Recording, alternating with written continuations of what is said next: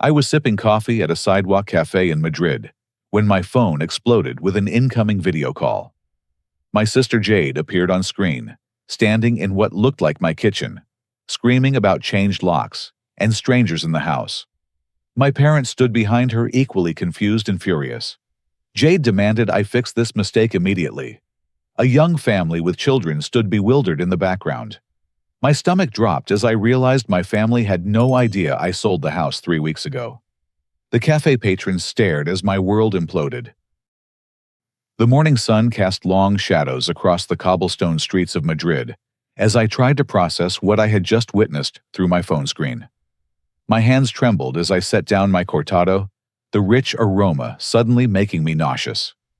The cheerful sounds of Spanish conversations around me felt surreal against the chaos that had just erupted in my former home back in Denver. 6 months earlier, my life had taken an unexpected turn when TechFlow Solutions, the software startup I had co-founded with my college roommate, was acquired by a Fortune 500 company for $12.8 million.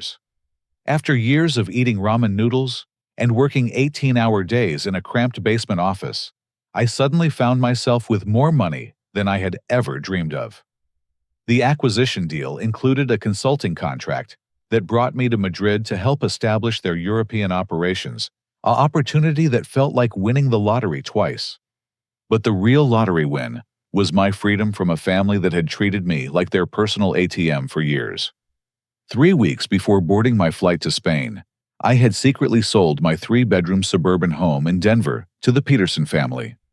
Mark Peterson, a decorated Army veteran who now worked as a high school principal, had toured the house with his wife Sarah, a pediatric nurse at Denver Children's Hospital.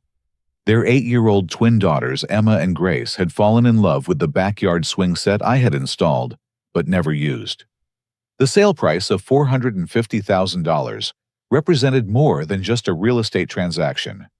It was my declaration of independence from a family that saw my success as their personal bailout fund.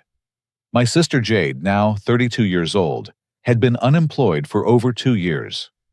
What started as a temporary setback after losing her job at a marketing firm had evolved into a lifestyle of dependency and manipulation.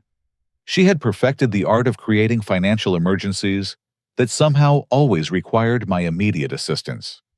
2 months before the house sale, Jade had called me in tears, claiming she needed $15,000 for emergency dental work.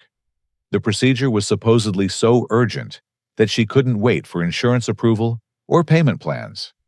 Against my better judgment, I had transferred the money within hours of her call.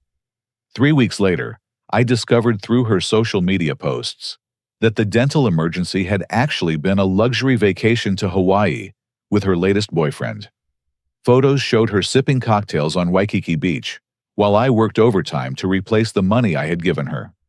My parents, Robert and Linda, had always enabled Jade's behavior. Dad, a retired insurance adjuster, believed that families should stick together no matter what.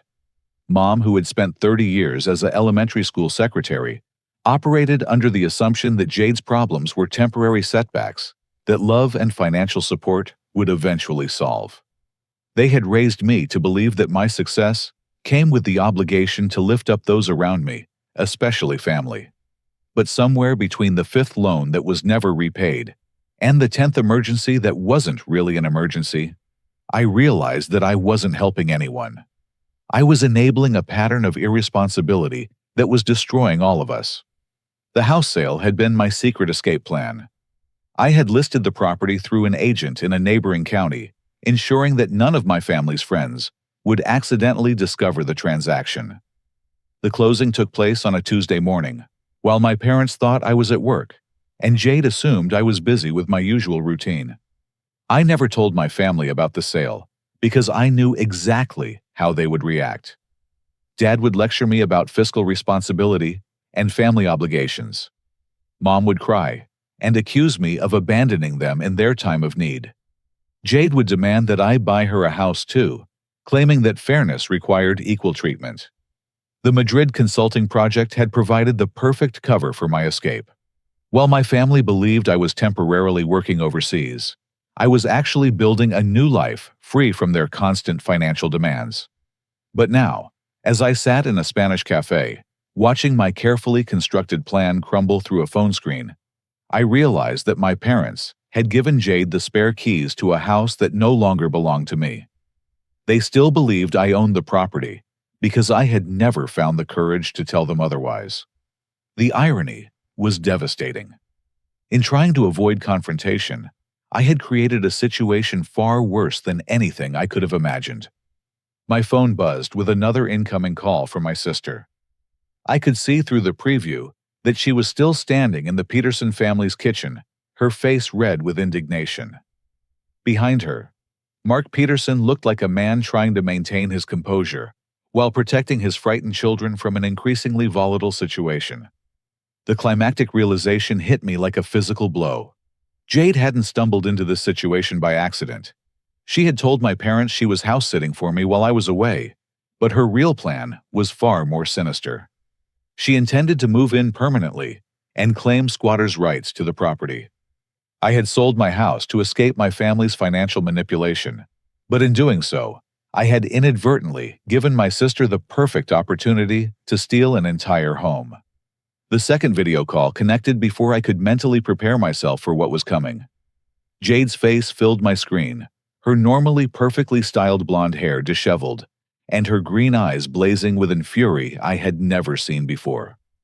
"You lying piece of garbage!" She screamed, her voice so loud that other cafe patrons turned to stare at my phone. "How dare you sell the house without telling anyone? Do you have any idea what you've done?" Behind her, I could see my parents looking shell-shocked. Dad's weathered face had gone pale, his mouth hanging open in disbelief. Mom clutched her purse against her chest, like a shield, tears streaming down her cheeks. "Jade, calm down and let me explain," I tried to say, but she cut me off immediately. "Explain. Explain why you abandoned your family. Explain why you've become some kind of heartless corporate monster." Her voice cracked with emotion that seemed genuine, though I had learned not to trust my sister's tears. "I didn't abandon anyone," I replied, trying to keep my voice steady, despite the growing knot in my stomach. "I sold my house because it was my house to sell." "Your house." Jade's laugh was bitter and sharp. "Nothing you have belongs just to you, Daryl. Family means sharing everything. Or did you forget that while you were playing big shot in Europe?" Dad stepped closer to the camera, his expression shifting from shock to anger. "Son, this is not how we raised you. You don't make major decisions without consulting your family. What if we had needed to reach you? What if there had been an emergency?" "There was an emergency," Mom added, her voice barely above a whisper. "Jade lost her apartment 3 weeks ago. The landlord was horrible to her, and she had nowhere else to go. We thought she could stay at your place until you got back and helped her find something permanent." The familiar pattern was already emerging. Jade had created another crisis, and my parents had automatically assumed that I would provide the solution. The fact that I had sold the house wasn't seen as my right as the owner, but rather as a betrayal of my family obligations. In the background, I could see the Peterson family trying to navigate this nightmare scenario with remarkable grace. Mark Peterson, dressed in a Denver Broncos t-shirt and khaki shorts, maintained the calm demeanor of someone accustomed to handling crisis situations. His military training was evident in the way he positioned himself between his family and the chaos while remaining outwardly respectful. Sarah Peterson, a petite brunette woman in scrubs, who had obviously just returned from a hospital shift, kept her arms around her twin daughters.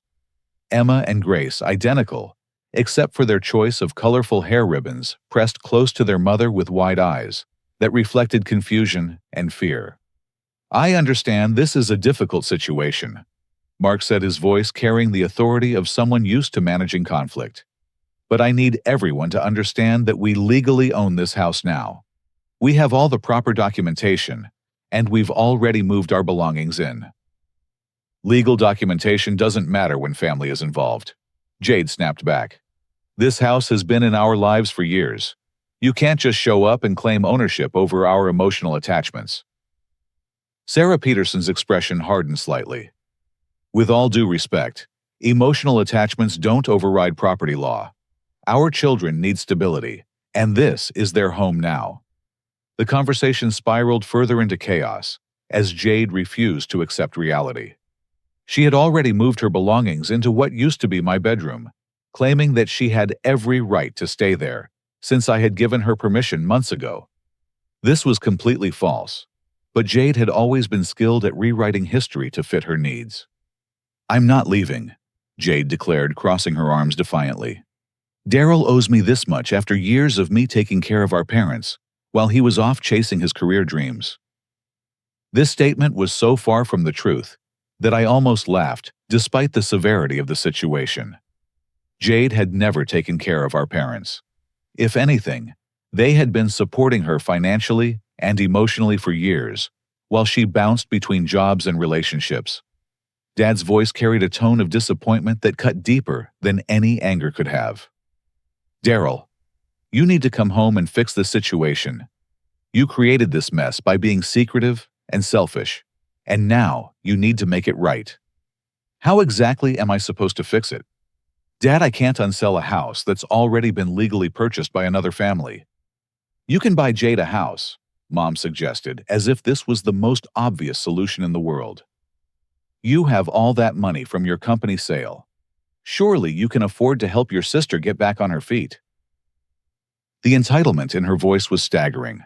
My financial success had somehow become a family resource that everyone felt they deserved to access. Mark Peterson cleared his throat, drawing attention back to the immediate problem. "I hate to interrupt, but we need to resolve this situation quickly. My daughters have school tomorrow, and we can't have strangers camping in our living room indefinitely." "We're not strangers," Jade protested. "This is family business and it doesn't concern you." "It concerns us very much," Sarah replied firmly. "This is our home and you're trespassing." The legal complications became apparent when Jade revealed her next level of manipulation. She had already contacted a tenants' rights attorney who had told her that without clear documentation proving she didn't have permission to be there, removing her could require a formal eviction process.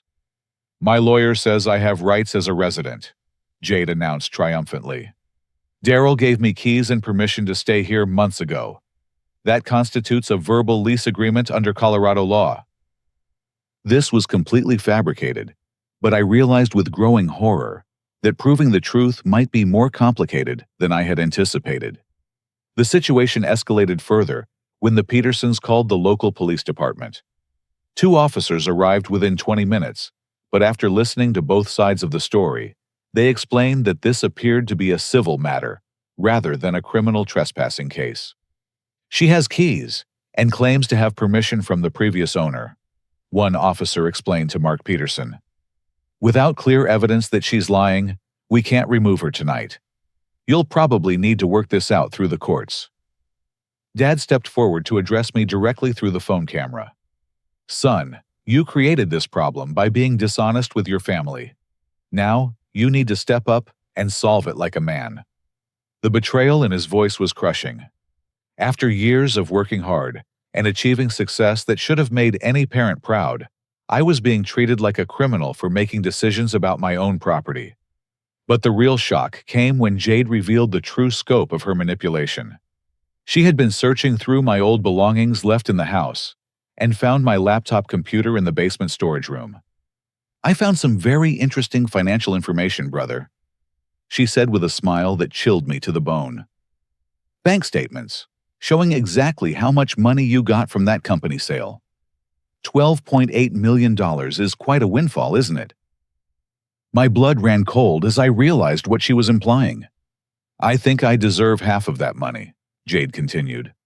"After all the years I spent supporting this family while you focused on your selfish career goals, I think half of your success rightfully belongs to me." The climactic twist hit me like a physical blow. Jade wasn't just trying to steal my house. She was planning to claim ownership of half of everything I had worked to achieve. The next 48 hours unfolded like a nightmare that kept getting worse with each passing hour. I found myself trapped in Madrid, watching helplessly as my entire life was systematically destroyed by people who claimed to love me. Through the security cameras that the Peterson family hadn't yet learned to disable, I watched in horror as Jade transformed my former home into her personal kingdom. She wasn't just squatting in the house. She was conducting tours for potential roommates, planning to sublet the bedrooms for monthly income. This is a beautiful four-bedroom home in one of Denver's most desirable neighborhoods. I heard her telling a young woman on Wednesday afternoon. Rent is $800 per month, utilities included. I'm looking for responsible tenants who appreciate living in a quality environment. The audacity was breathtaking. Jade was literally trying to profit from a house she didn't own, while the legal owners stood powerless to stop her. But her entrepreneurial schemes were just the beginning. On Wednesday evening, a local news van pulled up outside the Peterson family's home. Jade had contacted Channel 7 News, with her version of events positioning herself as the victim of a heartless, wealthy brother who had abandoned his family in pursuit of corporate greed. "My brother got rich and decided he didn't need his family anymore," Jade told the reporter, tears streaming down her face in a performance worthy of an Academy Award. "I've been taking care of our elderly parents for years, while he traveled the world making money. Now he's thrown us out on the street, without any warning or consideration." The story aired during the evening news cycle, with the headline, "Sister Made Homeless by Tech Bro Brother." Within hours, it had been shared thousands of times on social media, with comments pouring in from viewers who saw Jade as a sympathetic victim of economic inequality. "This is what's wrong with America today." One comment read, "Rich people forget where they came from and abandon their families. I hope this selfish brother sees this and does the right thing," another person wrote. "Family should come first, not money." The online mob mentality was swift and merciless. People who knew nothing about the situation except Jade's carefully crafted narrative were calling for my head on social media platforms. My extended family rallied around Jade with surprising speed and coordination. Aunt Patricia and Uncle Thomas drove down from Fort Collins to provide moral support, bringing with them a collection of old grievances about my supposed transformation since achieving financial success. "Daryl used to be such a sweet boy," Patricia told the news cameras. "But money changes people. He's forgotten what it means to be part of a family." Cousin Bradley posted a long Facebook rant about how I had changed since my startup success, claiming that I no longer returned phone calls or made time for family gatherings. This was particularly painful because it contained just enough truth to be believable. I had been distancing myself from family events because they invariably turned into requests for financial assistance. "Success shouldn't come at the cost of your humanity," Bradley wrote. "Some things are more important than money." The social media campaign against me grew organically as family members, friends, and complete strangers shared their opinions about my character. Hashtags like Family First and Tech Bro Shame began trending in the Denver area. Meanwhile, the Peterson family was suffering through their own ordeal. Mark Peterson, who prided himself on his ability to handle difficult situations with calm professionalism, found himself dealing with stress levels that reminded him of his deployment in Afghanistan. "I've dealt with hostile situations before," he told his wife Sarah during a conversation I overheard through the security cameras. "But at least in the military, I knew who the enemy was. This situation is completely insane." Sarah was taking unpaid leave from her nursing job to deal with the crisis, a financial sacrifice that added guilt to my growing list of concerns. The twin daughters Emma and Grace were having trouble sleeping in their new home, with strangers camped in the living room and strange people coming and going at all hours. "Mommy, why won't the angry lady leave our house?" I heard Grace ask during one particularly heartbreaking moment. "We're working on it, sweetheart," Sarah replied, but I could hear the strain in her voice. The legal complications multiplied when Jade's supposed attorney filed an emergency restraining order against the Peterson family, claiming they were harassing and threatening his client. Derek Mitchell, who introduced himself as Jade's legal representative, had the kind of smooth confidence that immediately raised red flags. "My client has established residency in this property Through a verbal agreement with the previous owner, Derek announced to the news cameras. The current owners are attempting to use intimidation tactics to force her out illegally. The Peterson family's real attorney, Jennifer Walsh, warned me during our first phone consultation that this situation could cost me hundreds of thousands of dollars in legal fees and potential damages. Your sister has created a perfect storm of legal and public relations problems, Jennifer explained. Even though she's clearly in the wrong, proving that in court could take months and cost more than the house is worth. The irony was crushing. I had sold the house to escape financial manipulation from my family, but now I was facing potentially greater financial losses because of their actions. My professional life began suffering almost immediately. Several colleagues in Madrid had seen the news coverage, and I could sense their changed attitudes during our meetings. The company that had brought me to Spain as a high-profile consultant was now questioning whether I was the kind of person they wanted representing their brand. Daryl, we need to discuss the situation back home. My supervisor, Angela Rodriguez, told me during what was supposed to be a routine project update. Our human resources department is concerned about the potential public relations implications. Even my personal relationships were crumbling under the weight of public scrutiny. Emma Chen, the woman I had been dating long distance from Chicago, called me after seeing the news coverage online. I don't understand how someone I care about could do something so heartless, she said, her voice cold and distant. Maybe I don't know you as well as I thought I did. Emma, please let me explain what really happened. I begged, but she had already made up her mind. The person I thought I was falling in love with would never abandon his family like this, she replied before hanging up the phone. But the most devastating discovery came when I started investigating Jade's social media activity more carefully. Screenshots and saved posts revealed that she had been planning this scheme for months. She had photos of real estate listings for my house, saved to her phone dating back to when I first put the property on the market.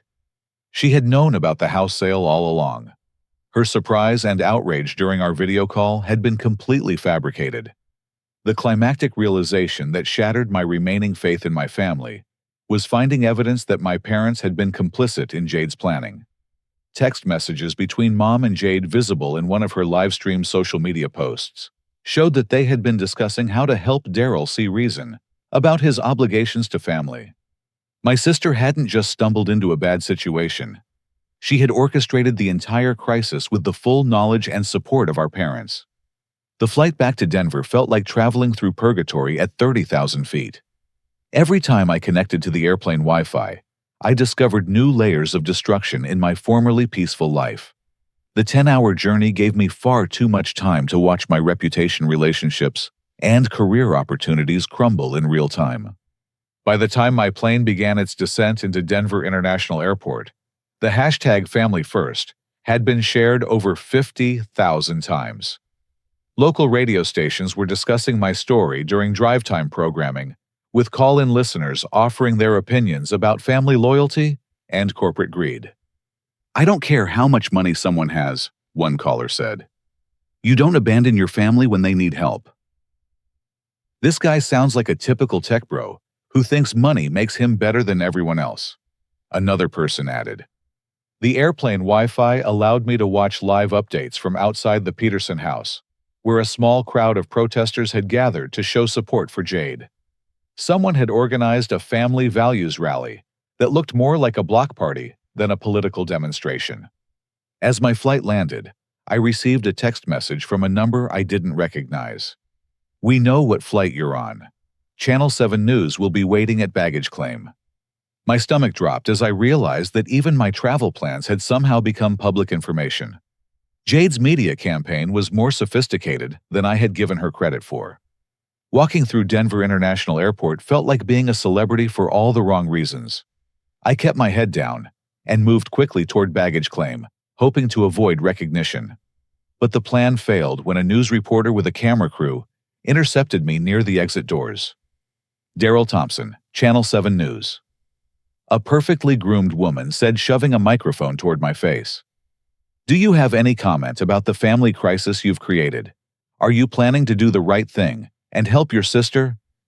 I have no comment at this time, I replied, trying to push past them without looking aggressive on camera. Your sister says you've abandoned your family responsibilities. The reporter continued, following me toward the exit. How do you respond to accusations that you've become heartless since achieving wealth? I said no comment. I repeated, my jaw clenched tight as I fought to maintain composure. The Uber ride from the airport to my hotel was an exercise in humiliation. My driver, a middle-aged man named Carlos, recognized my name when I provided it for the pickup confirmation. Hey, you're that guy on the news, he said, studying me through the rearview mirror. The one who threw his sister out of her house. It's more complicated than that, I replied, but Carlos wasn't interested in nuance. Man, I got 3 sisters, he continued. No matter how much money I make, I would never abandon my family like that. Family is everything, you know. The lecture continued for the entire 30-minute drive, with Carlos explaining how his immigrant family had supported each other through difficult times without ever giving up on each other. Maybe you should think about what really matters in life, he suggested as I got out of his car. I checked into a hotel near downtown Denver, rather than staying with friends or family, partly for privacy, but mostly because I wasn't sure who I could trust anymore. The room felt like a prison cell compared to my elegant Madrid apartment, but it provided sanctuary from the chaos that had consumed my former life. But even the hotel room couldn't protect me from what I discovered when I drove to my former home later that evening. The scene outside the Peterson house looked like a music festival.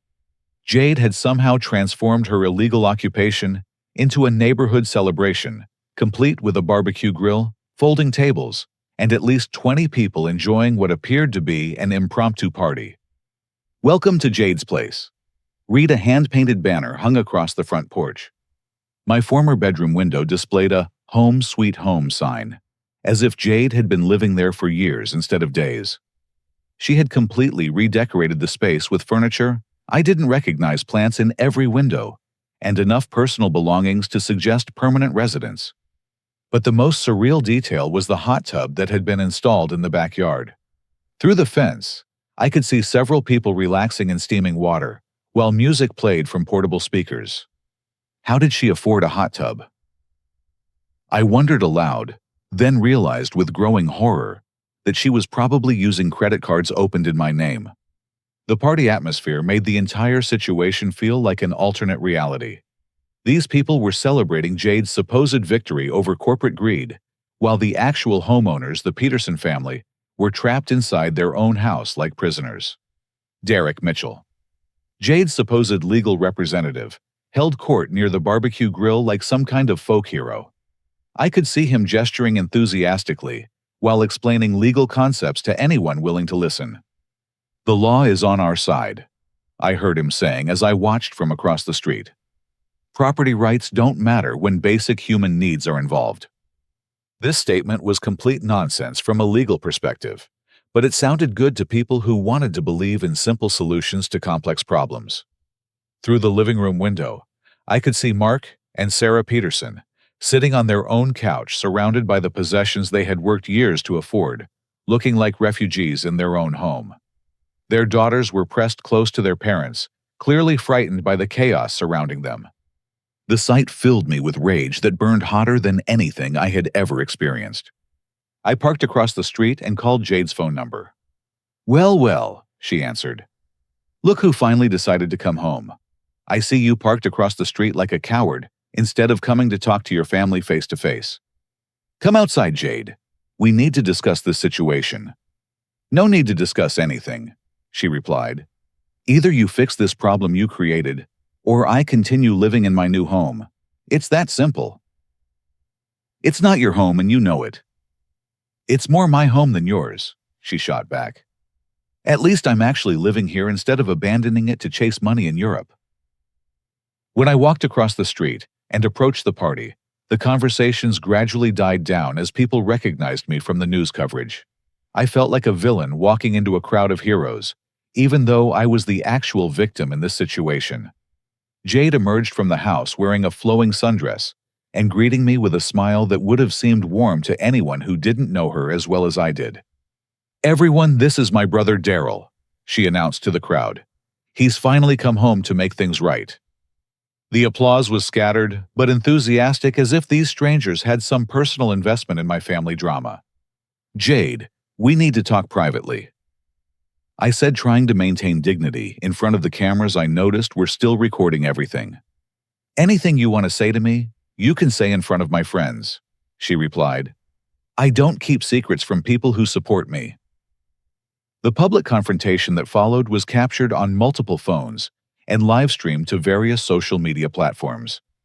I found myself trying to explain complex family dynamics to a crowd of people who had already decided I was the villain in this story.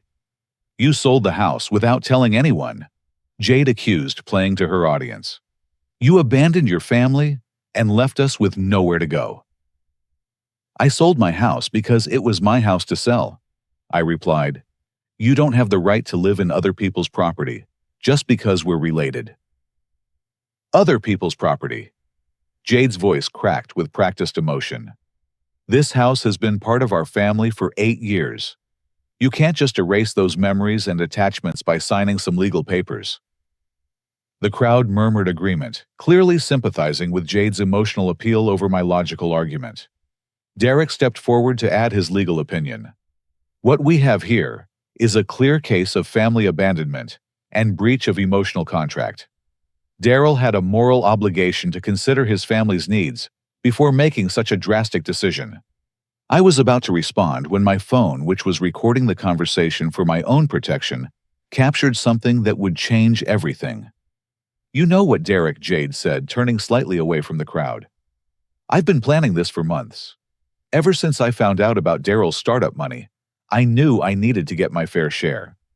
This house is just the beginning." The admission was clear and unmistakable. Jade had just confessed to planning this entire scheme, proving that her surprise and victimization were completely fake. But she wasn't finished revealing her true motives. "I've been lying to Mom and Dad about my finances for 3 years." She continued, apparently feeling safe among her supporters. "They have no idea how much debt I'm really carrying, or how many credit cards I've maxed out. This whole thing is my way of finally getting ahead instead of always struggling." The climactic moment came when Jade looked directly at my phone camera and smiled. "And if you think I'm going to stop with just the house, you're wrong, brother. I know exactly how much money you have, and I plan to get what I deserve one way or another." That night, alone in my hotel room, I began the systematic investigation that would ultimately reveal the full scope of Jade's manipulation and fraud. What I discovered over the next 72 hours was worse than anything I could have imagined. The security camera system I had installed at the house 2 years earlier included cloud storage that automatically backed up footage for 6 months. As I scrolled through weeks of recorded video, a disturbing pattern emerged that shattered any remaining illusions about my sister's character.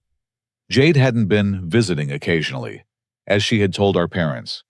She had been secretly living in my house part-time for the past 6 months, treating it like her personal vacation rental, whenever she needed a break from whatever living situation she was supposedly maintaining elsewhere.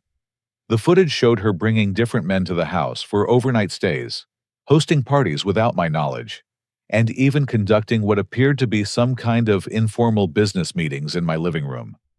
She had been using my address for mail delivery and had apparently given my house as her permanent address on multiple official documents. But the security footage was just the beginning of what I uncovered. A detailed review of my financial records revealed that Jade had been systematically stealing my identity for months. She had opened 3 credit cards using my social security number and my house address, accumulating over $35,000 in debt that was legally tied to my credit score. The most shocking discovery was a personal loan for $25,000 that she had secured by forging my signature and using my house as collateral. The paperwork was sophisticated enough that the lending company had approved it without proper verification, but it was fraud on a scale that could result in felony charges. This is identity theft, forgery, and wire fraud. My attorney, Jennifer Walsh, explained during our emergency phone consultation. Your sister has committed multiple felonies that could put her in prison for several years. But Jade's crimes weren't limited to stealing my financial identity. My investigation revealed that she had been running similar schemes on multiple family members for years. When I contacted my cousin Bradley to verify some of the information I had found, he revealed that Jade owed him $12,000 from what she had claimed was a business investment opportunity. She said she was starting a consulting company and needed startup capital, Bradley explained. She showed me fake business plans and promised to pay me back with interest within 6 months. That was 2 years ago. Uncle Thomas had loaned Jade $8,000 for what she claimed was a down payment on a car that would help her find better employment. The car purchase had never happened, and the money had disappeared into Jade's personal expenses. Even our elderly grandmother Florence had been victimized. Jade had convinced her to write a check for $5,000 to help pay for what she claimed were college courses that would improve her job prospects. The classes had never existed. I'm embarrassed to admit how easily she fooled me, Grandmother Florence told me during a tearful phone call. But she seemed so sincere about turning her life around. The pattern was consistent across all these incidents. Jade would create an emotional crisis or opportunity that required immediate financial assistance promise to pay back the money quickly, then disappear until the next crisis emerged. When I confronted my parents with evidence of Jade's financial crimes against the family, their initial response was denial, followed by rationalization. Jade has been struggling, Mom explained. Maybe she made some mistakes with paperwork, but her heart is in the right place. These aren't paperwork mistakes, Mom. These are felonies. Your sister is family, Dad added. We don't send family members to prison over money problems. But their attitude began shifting when I showed them the security camera footage of Jade living in my house without permission and lying about it for months. She told us she was staying with friends. Mom said, her voice barely above a whisper, as she watched video of Jade hosting a party in my living room. She said she only went to the house to check on things and make sure everything was secure. Dad added, clearly shaken by the evidence of deception. The most devastating revelation came when I discovered that my parents had known about at least some of Jade's financial problems, but had hoped I would handle it quietly to avoid family embarrassment. We thought if we gave her the keys to your house, she could get back on her feet without bothering you while you were working overseas, Mom admitted. We knew she was having money troubles, but we didn't know how bad things had gotten. Dad's confession was even more damaging. Jade said she had talked to you about staying at the house temporarily.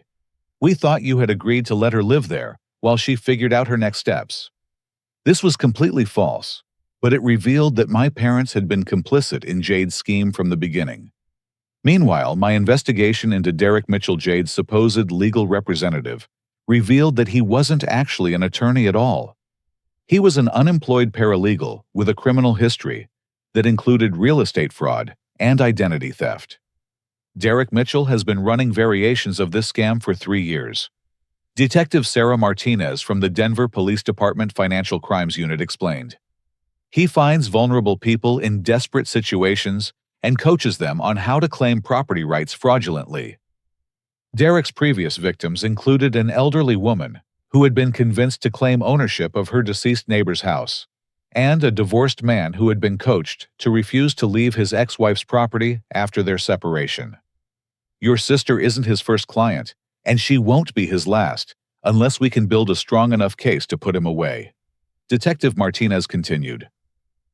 The Peterson family had been conducting their own investigation while dealing with the ongoing occupation of their home. Mark Peterson, drawing on his military investigative training, had compiled a comprehensive file documenting every aspect of Jade's fraudulent claims. Sarah Peterson had been meticulously documenting the medical and psychological impact of the situation on their family.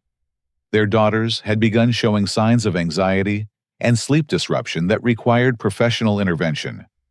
Emma has started having nightmares about strangers in our house, Sarah explained during one of our phone conversations.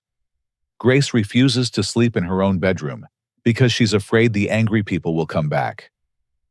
The family had also calculated the financial impact of the situation, including lost wages from Sarah's unpaid leave costs for temporary housing when the situation became too stressful, and therapeutic support for their children. We're looking at damages that could exceed $100,000, their attorney had warned me. And that's just the beginning if this situation continues much longer. But the most shocking discovery came during my final review of Jade's social media activity and internet search history, which I accessed through her logged-in accounts on the laptop she had been using at my house. Jade had been researching how to forge documents, how to claim adverse possession of property, and how to falsify death certificates. The last search was particularly chilling: how to prove someone died overseas and claim their assets. The climactic realization hit me like a physical blow. Jade wasn't just planning to steal my house and claim half of my money. She had been researching how to fake my death and claim everything I owned. My sister had progressed from financial manipulation to identity theft to planning what amounted to murder by fraud.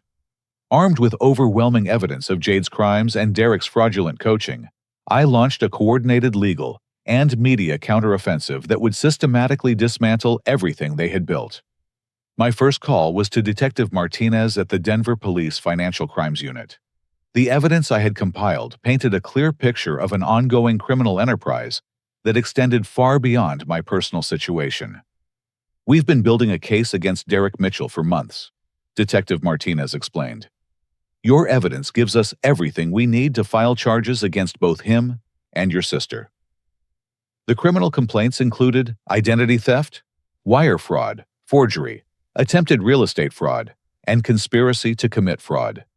Each charge carried potential prison sentences that could put both Jade and Derek away for years. But criminal charges were only the beginning of my strategy. Jennifer Walsh, my attorney, filed comprehensive civil lawsuits against both Jade and Derek, seeking damages for fraud, emotional distress, and interference with contractual relationships.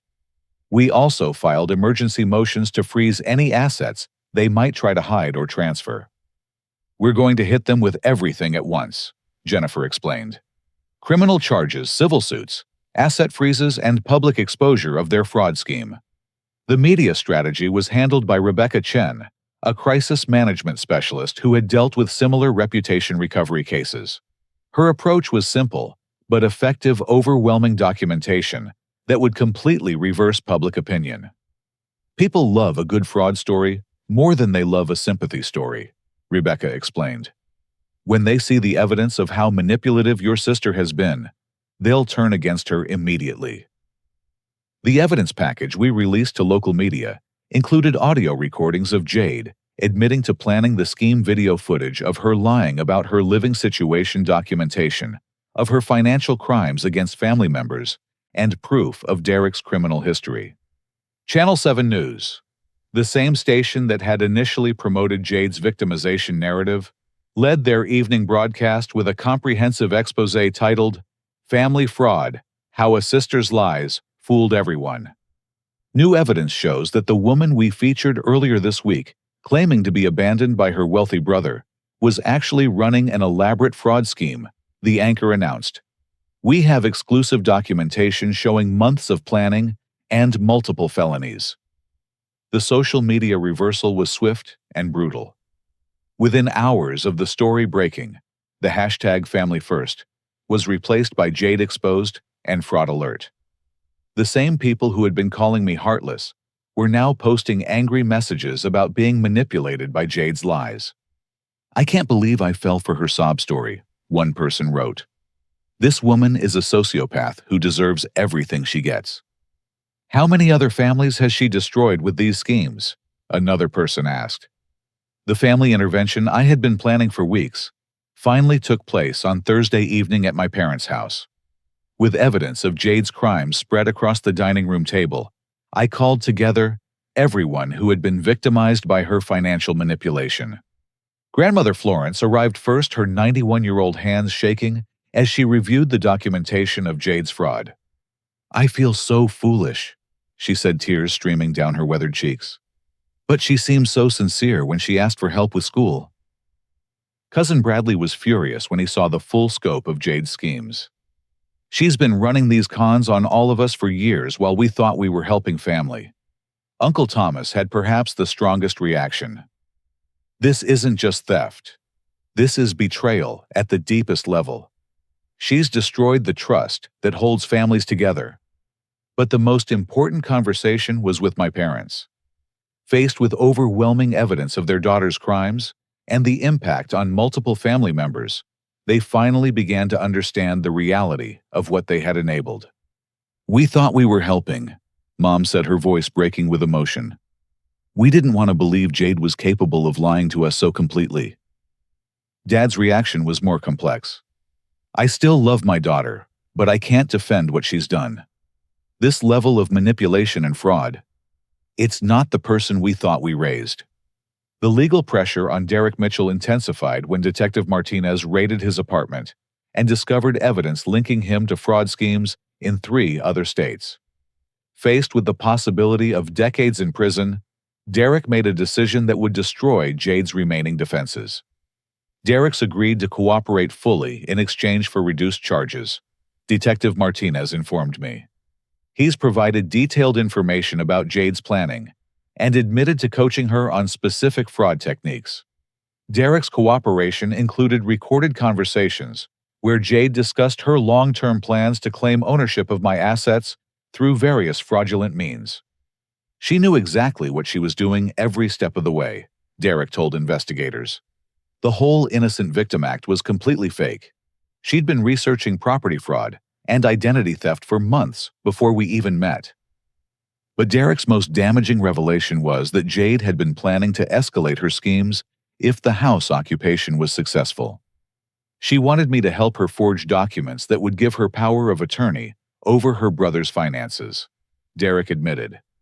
She said if she could establish legal control over his money, she wouldn't need to steal it in small amounts anymore. The final collapse of Jade's schemes began when the Peterson family's attorney obtained an emergency court order for her immediate removal from the property. "The evidence of fraud is overwhelming," Judge Patricia Williams declared during the emergency hearing. "This is not a landlord-tenant dispute. This is criminal activity that must be stopped immediately." The court order included not just Jade's removal, but also compensation requirements for the Peterson family's damages and an immediate halt to any claims of residency or property rights. When sheriff's deputies arrived to enforce the court order, they found Jade in the midst of what appeared to be a complete psychological breakdown. The hot tub party atmosphere had disappeared, replaced by a scene of destruction and desperation. Jade had apparently spent the previous night destroying property and threatening anyone who suggested she should leave voluntarily. "She's been acting increasingly erratic since the fraud evidence became public," one of the party guests told deputies. "Most people stopped supporting her when they realized she'd been lying about everything." But Jade's arrest wasn't just for trespassing and property destruction. Detective Martinez arrived with warrants for her arrest on multiple felony fraud charges. "Jade Thompson, you're under arrest for identity theft, wire fraud forgery, and conspiracy to commit fraud," Detective Martinez announced as deputies placed Jade in handcuffs. Jade's final words as she was led away were perhaps the most honest thing she had said in months. "I'm not sorry for trying to get what I deserved," she shouted toward the news cameras. "Daryl had everything and I had nothing. Someone had to balance the scales." The climactic moment came when Detective Martinez revealed the full scope of what Jade had been planning. "We found detailed research on how to falsify death certificates and claim insurance benefits," she explained to me privately. "Your sister wasn't just planning to steal your current assets. She was researching how to fake your death and inherit everything you owned." The legal resolution came swifter than anyone expected. Faced with overwhelming evidence and Derek's complete cooperation, Jade accepted a plea agreement rather than risk decades in prison at trial. She was sentenced to 2 years in state prison, followed by 5 years of probation. The restitution requirements were comprehensive, covering not just the Peterson family's damages, but also repayment to every family member she had defrauded over the years. The total restitution amount is $87,300, Judge Williams announced during sentencing. This represents the full financial impact of your crimes against multiple victims. The judge's comments during sentencing reflected the broader lessons of the entire situation. This case demonstrates how financial manipulation can destroy families and innocent victims. Judge Williams said, "The defendant's actions show a pattern of escalating fraud that could have resulted in far more serious crimes if not stopped." Derek Mitchell received a longer sentence due to his role as the scheme's architect and his history of similar crimes. His 3-year prison sentence sent a clear message about the consequences of coaching vulnerable people to commit fraud. But the legal resolution was just the beginning of a longer healing process for everyone involved. The Peterson family's recovery became a priority for me personally. Mark and Sarah had shown incredible grace under pressure, protecting their children while dealing with a situation that no homeowner should ever face. "We never wanted to be part of your family drama," Mark told me during our first post-resolution conversation. "But your sister's actions put our children at risk, and that's something we take very seriously." The compensation package I provided went far beyond the court-ordered restitution. I covered all their legal fees, compensated Sarah for her lost wages, and established a college fund for Emma and Grace to help address any long-term impacts from their traumatic experience. "We appreciate your taking responsibility for something that wasn't really your fault," Sarah said. "Your sister's actions weren't your choice, but your response shows the kind of character we wish we had seen from your family from the beginning." But perhaps most importantly, the Peterson family decided to remain in the house rather than selling it to escape the negative memories. "This is our home," Mark declared. "We're not going to let someone else's criminal behavior drive us away from the place where our children belong." Their decision to stay represented a victory of stability over chaos, of legitimate ownership over fraud. The reconciliation process with my extended family was more complex, but ultimately healing. Grandmother Florence, despite her advanced age, became an unexpected advocate for accountability rather than enablement. "I've lived long enough to see what happens when families protect people from the consequences of their actions," she told the family during our first group meeting after Jade's sentencing. "Sometimes, the most loving thing you can do is let someone face the results of their choices." Cousin Bradley and Uncle Thomas worked with me to establish new family financial boundaries that would prevent future manipulation schemes.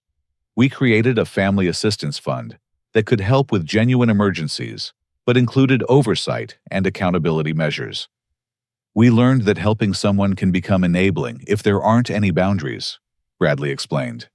"Real help includes expectations and consequences." The process of rebuilding trust with my parents was the most difficult aspect of the entire experience.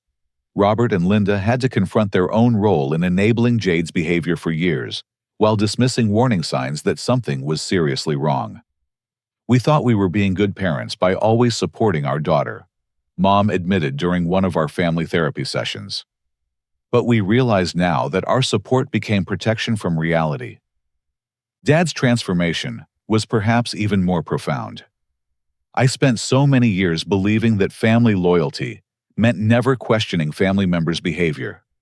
I see now that real loyalty includes holding people accountable when they're hurting others."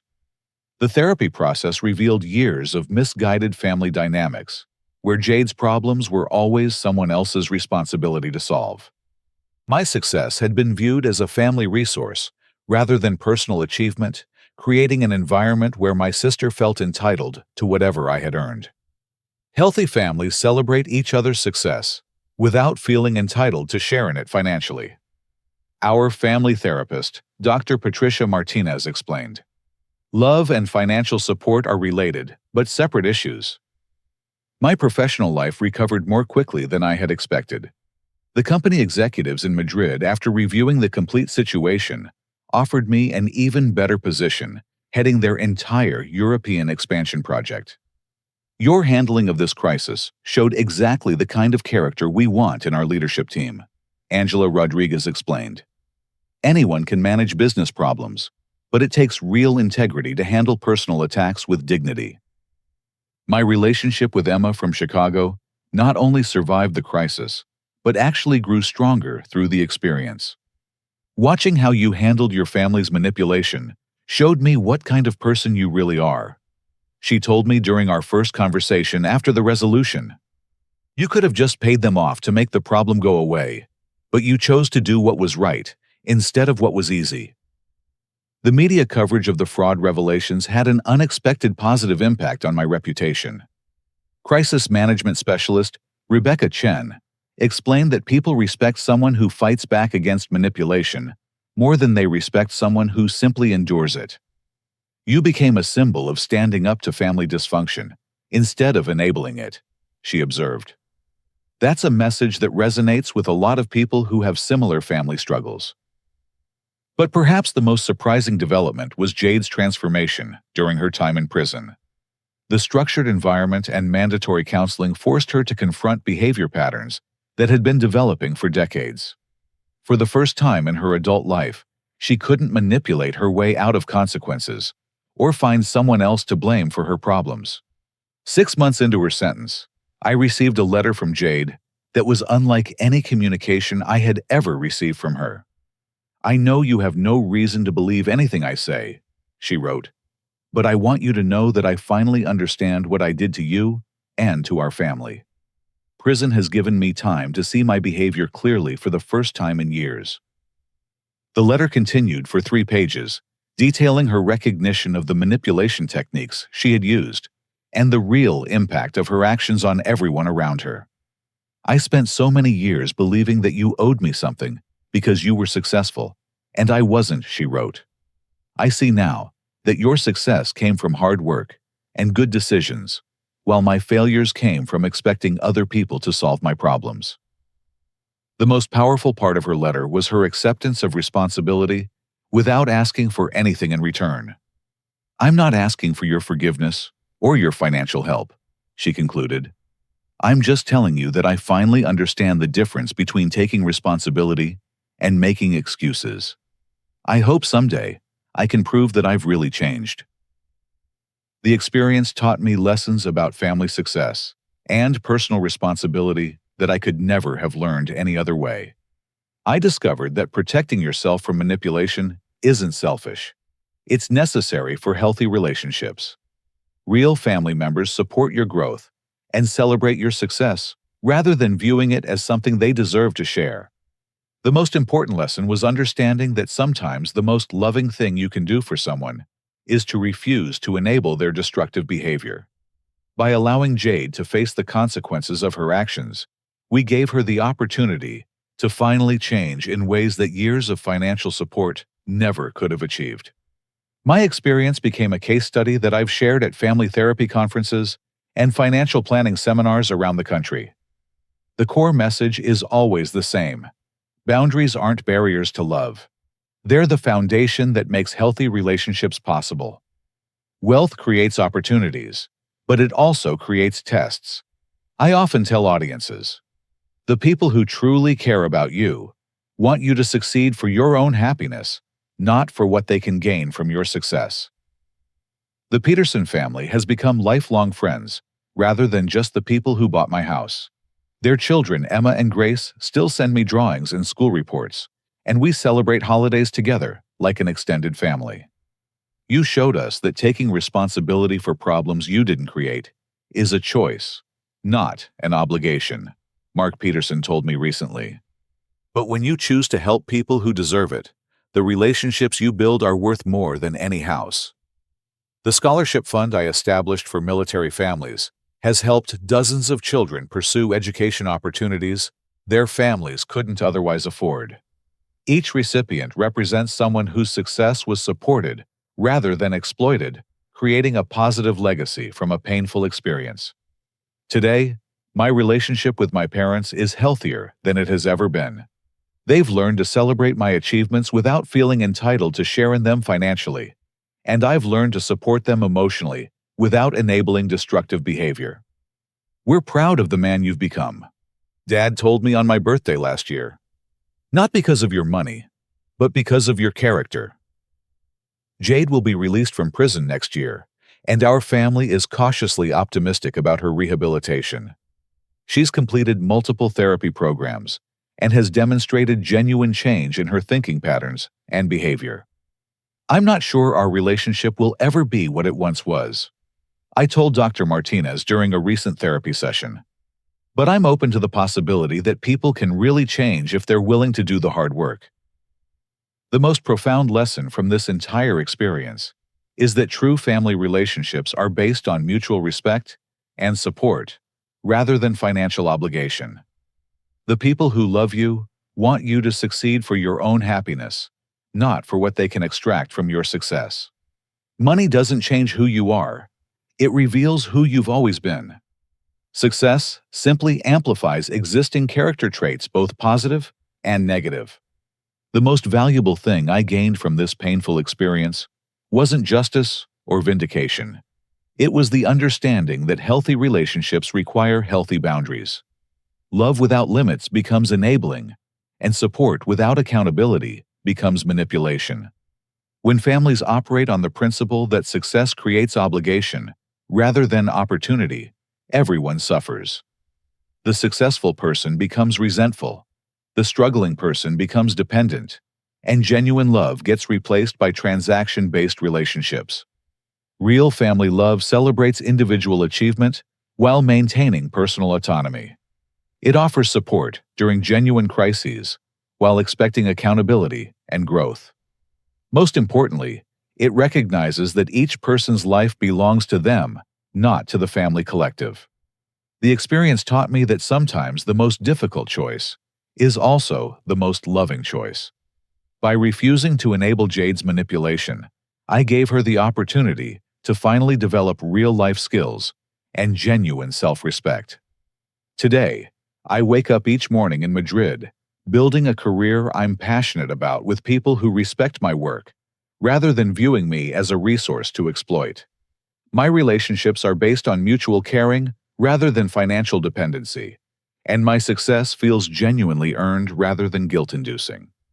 The house in Denver where this story began has become a symbol of hope rather than conflict. The Peterson family has created beautiful memories there, and their children are growing up in a stable environment where love and security aren't dependent on other people's drama. Sometimes I drive past the house when I'm visiting Denver, and I smile, knowing that it's truly a home now, rather than just a piece of property caught up in family dysfunction. The experience changed my understanding of what family really means. It's not about sharing everything, or sacrificing individual success for collective comfort. It's about supporting each other's growth while maintaining the independence that makes genuine love possible. True family celebrates your victories without demanding a share of the spoils. They support your dreams without trying to redirect them toward their own needs. Most importantly, they love you for who you are, not for what you can provide. That understanding has made all the difference in creating a life that feels genuinely successful, rather than just financially profitable. Now I want to hear from you. Have you ever dealt with family members who felt entitled to your success? How do you balance family loyalty with personal boundaries? Share your experiences in the comments below, because your story might help someone else navigate similar challenges. If this story resonated with you, please hit the like button and subscribe for more content about family dynamics, personal finance, and building healthy relationships. Don't forget to share this with anyone who might benefit from understanding the difference between family support and family manipulation. Thank you for listening to my story, and remember that sometimes the most loving thing you can do is refuse to enable destructive behavior, even when it's difficult and painful. I hope your own journey toward healthy family relationships brings you the peace and genuine connection we all deserve.